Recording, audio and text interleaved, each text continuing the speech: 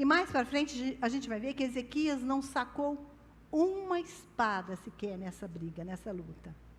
Naquela noite, o Senhor enviou o seu anjo para dizimar, acabar com 185 mil homens nas próprias tendas onde eles estavam.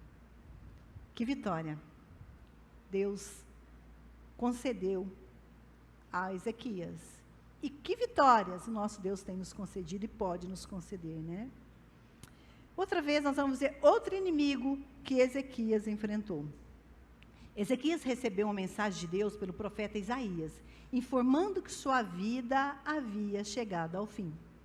Tá? Então, profeta Isaías, profeta, a própria boca de Deus, então Deus manda Isaías dizer a Ezequias que a vida dele havia chegado ao fim.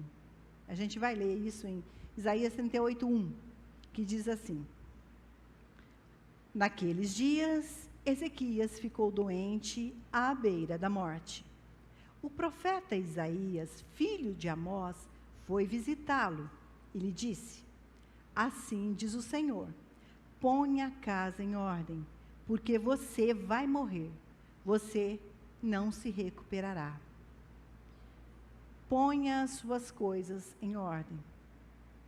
Não sabemos, não temos detalhes do que seriam essas coisas, o que precisava ser arrumado. Talvez um sucessor que ele não tinha deixado claro, talvez estabelecer algumas táticas militares, fazer alguns ajustes, nós não sabemos, né? Deixar a mensagem de Jesus, a experiência com o Senhor para os seus filhos, a sua casa. O certo é que todos nós, um dia, vamos morrer. A sentença está decretada. Nós não temos Isaías no nosso tempo para chegar e falar que o Senhor mandou dizer que você vai morrer. Tá? O que a gente pode ver com mais esse ponto? Aprendemos que temos que reorganizar, organizar nossa vida, a nossa casa. Tá? O que é que precisa ser organizado na sua vida? Falando pessoalmente, talvez devolver algo que você pegou com alguém, que você pegou sem ser permitido, não sei. Talvez perdoar ou pedir perdão. Talvez ensinar o teu filho no caminho que o Senhor disse que devemos ensinar, está escrito na Bíblia. Talvez amar mais. Não sabemos, mas você sabe.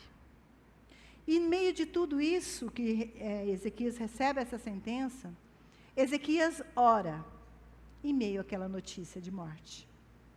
A Bíblia diz em Isaías 38:2, o versículo seguinte, que Ezequias virou o rosto para a parede e orou ao Senhor. Quantas vezes uma sentença é decretada e nós nos lançamos diante de Deus, nos ajoelhamos, ou fazemos, ou devemos fazer, como Ezequias fez. Então ele vira o rosto para a parede e orou ao Senhor. Lembra-te, Senhor, de como tenho te servido com fidelidade e devoção sincera e com inteireza de coração. Eu tenho feito o que tu aprovas, né, o que é reto aos teus olhos. E chorou amargamente. Diante dessa sentença de morte, Ezequias vai onde ele precisava ir.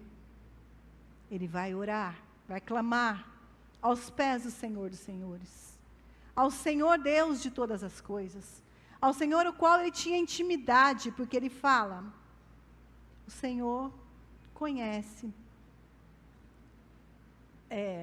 Lembra-te, Senhor, de como tenho servido com fidelidade. O Senhor conhecia como ele era fiel ao Senhor.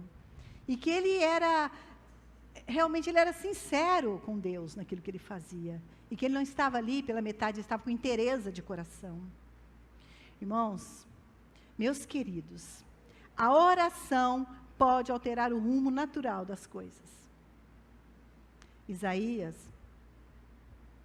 conhecia Jeremias, sabia que ele era profeta de Deus. E ele respeitava o profeta Isaías, mas sabia que sobre Isaías havia Deus, o Deus poderoso, o Deus soberano. Devemos respeitar um médico que é estudioso para isso, no diagnóstico. Devemos respeitar a nossa liderança, lógico, isso é bíblico. Mas, sobretudo, nós temos que recorrer ao nosso Deus. Ter vida com Deus, intimidade com Deus. Nós vemos que Ezequias tinha currículo, né? Podemos dizer assim, ele tinha currículo. E nós? Como é que está esse currículo? O que podemos falar para o nosso Deus em oração? Nós temos comunhão? Temos buscado essa intimidade com Deus, de poder chegar para Ele, o Senhor sabe como eu agi. O Senhor conhece o meu coração. O Senhor sabe como eu te sirvo, né?